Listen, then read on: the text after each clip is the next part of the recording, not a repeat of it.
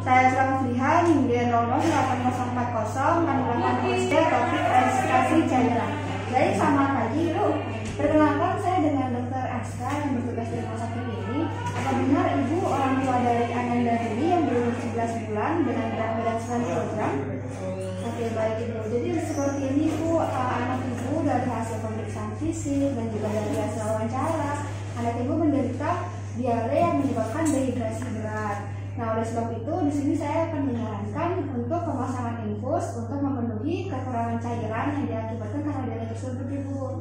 Dan untuk prosedurnya di sini saya ingin menjelaskan, nanti ada di sekitar tangannya akan ditusuk jarum infus yang akan dihubungkan dengan selang yang akan dihubungkan juga dengan cairan infus yaitu ringan laktat untuk memenuhi kebutuhan cairan yang kurang tadi. Untuk resiko-resikonya mungkin bisa terjadi infeksi ataupun perdarahan, namun di sini kami semaksimal mungkin untuk melakukan yang terbaik agar tidak terjadi resiko-resiko tersebut. Nanti Ibu juga diminta untuk membantu memegangi adik dan juga mungkin menenangkan adik juga jika rela ya Ibu, dan juga membersihkan tangan baju adik atau memastikan bajunya sudah longgar. Kira-kira seperti itu Ibu, apakah Ibu bersedia? Bersedia. Saya Ibu bersedia, Ibu bisa mendatangani lembar informasi gitu. Oke, baik, terima kasih Ibu. Selanjutnya Ibu boleh menyiapkan adik di bed Ibu, silahkan.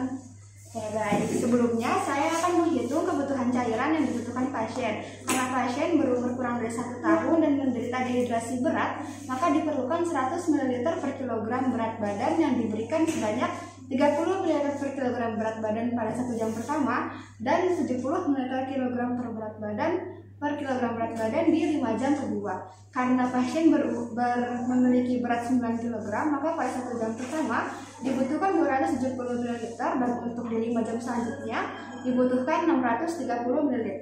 Berikut perhitungan yang sudah saya kerjakan.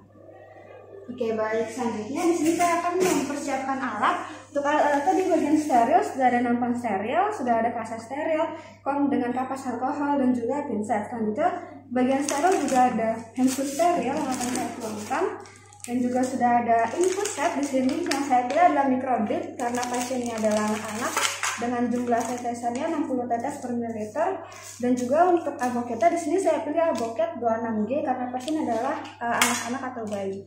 Saya tuangkan ke bagian steril. Untuk bagian non steril ya, di sini sudah ada tiang infus, kemudian di sini sudah ada tourniquet, plester atau hipafix, sudah ada hand wrap, kemudian juga ada biday, sudah ada kasar gulung, kemudian sudah ada ringer laktat.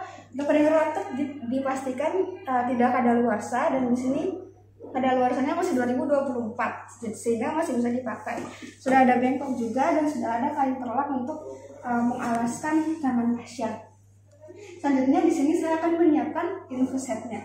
Untuk infus setnya kita harus menjaga bagian steril yaitu berupa ujung selang infus dan juga ujung penusuknya. Di sini kita buka terlebih dahulu.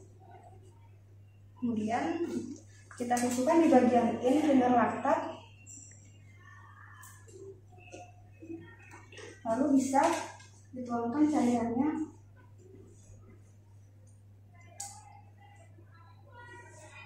sampai batas garis.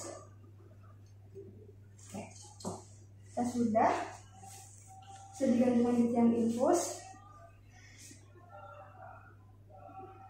dan sekarang kita mulai mengeluarkan gelembungnya dan dihubungkan ke bengkok.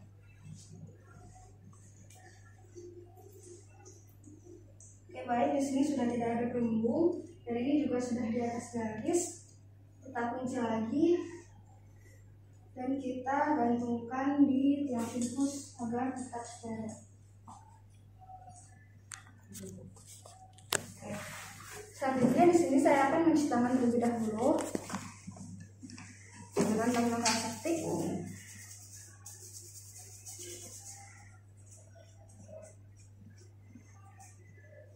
Dan kemudian memasangkan tourniquet pada lengan pasien.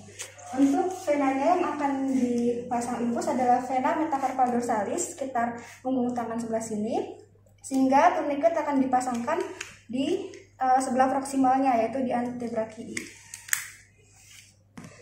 Baik, sebelah sini, dan vena yang dipilih itu yang lurus, tidak bercabang dan jauh dari persendian sekitar sini.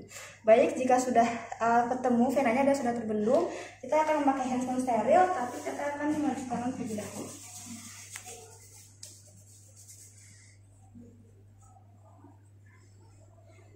Di sini saya akan menggunakan mesin steril.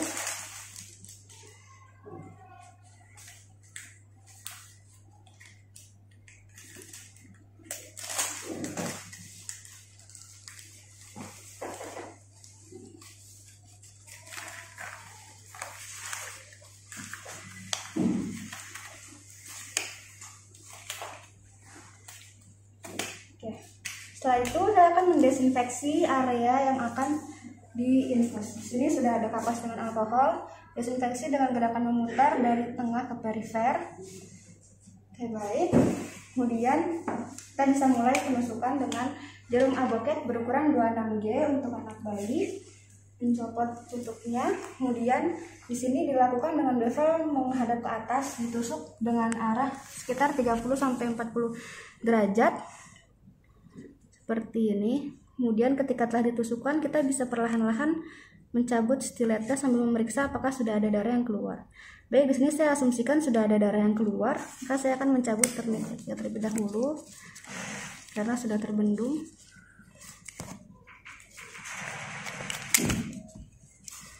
Dan perlahan-lahan mendorong selang kateter dan menarik stilet hingga maksimal.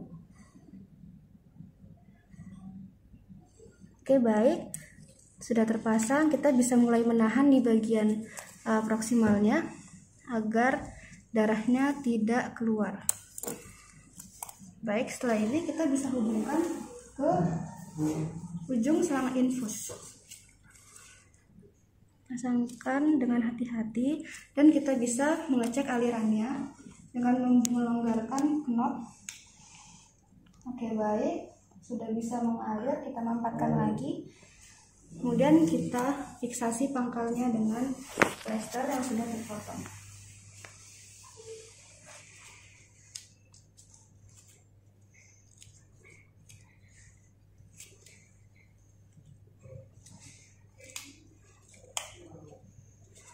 Dan juga bisa ditutup dengan kasa steril agar lebih terlindungi.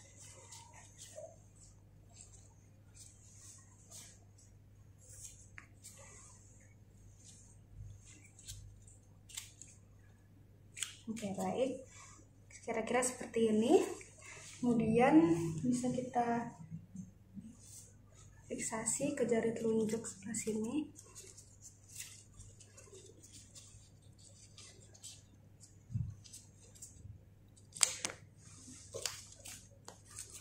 Dan kita bisa mengukur, menyesuaikan tetesan per menit ya. Di sini karena pada 1 jam pertama pasien membutuhkan 270 ml dan dari perhitungan rumus didapatkan tetes per menitnya 270 ml tetes per menit. Untuk per detiknya menjadi 4 atau sampai 5 tetes per detik. Kita ukur sampai kira-kira sudah ada 5 tetes.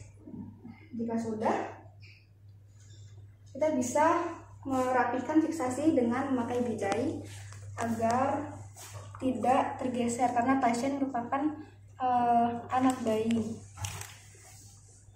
agar tidak mudah lepas.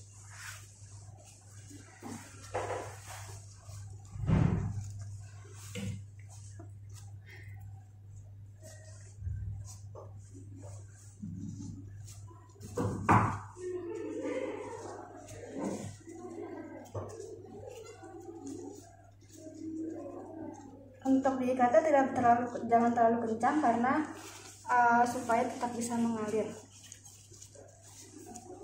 di bagian selangnya. Bisa dirapikan. Oke, baik, jika sudah, di sini saya akan merapikan peralatannya, kemudian membuang tong sampah dan juga melepas handscoon dan mencuci tangan dengan langkah septic. Sudah.